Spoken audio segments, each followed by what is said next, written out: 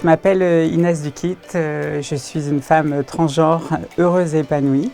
Je suis également une professionnelle de la communication dans une entreprise de la tech.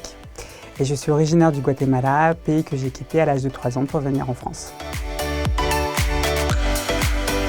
Alors en fait, j'ai pris rendez-vous avec des personnes dans le management de mon entreprise, dans le top management de mon entreprise pour parler de ce sujet et faire mon coming out. Donc ça a été pas une chose simple parce que déjà il y avait beaucoup d'émotions personnelles derrière ce sujet.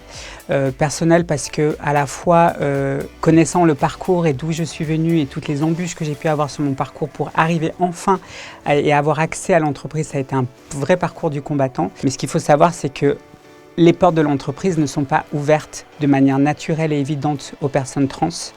Et la discrimination qu'une personne trans vit dans la société, elle est également visible et en tout cas elle est également réelle aux portes de l'entreprise. Tout d'abord, c'est donner de la visibilité à la communauté LGBT.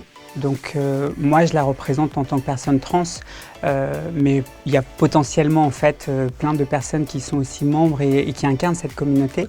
Et c'est donner de la visibilité, ça veut dire que je suis peut-être la première à prendre la parole, mais je suis certaine que je ne suis pas seule dans cette entreprise et qu'il y en a d'autres. Et c'est aussi tendre la main vers ces autres personnes pour leur dire venez parler de ces sujets, mettons-nous autour d'une table et créons une safe place en tout cas dans l'entreprise pour parler de ces sujets. Le deuxième point sur lequel on peut faire aussi avancer ces sujets, c'est d'embarquer en tout cas les managers et notamment les top managers et notamment les personnes qui sont dans les RH et qui sont en charge de l'inclusion et la diversité dans l'entreprise pour pouvoir se poser, se mettre autour de la table et qu'il y ait des personnes représentant l'entreprise qui soient là, mais il y ait aussi des personnes de la communauté LGBT qui soient aux tables des décisions. C'est important.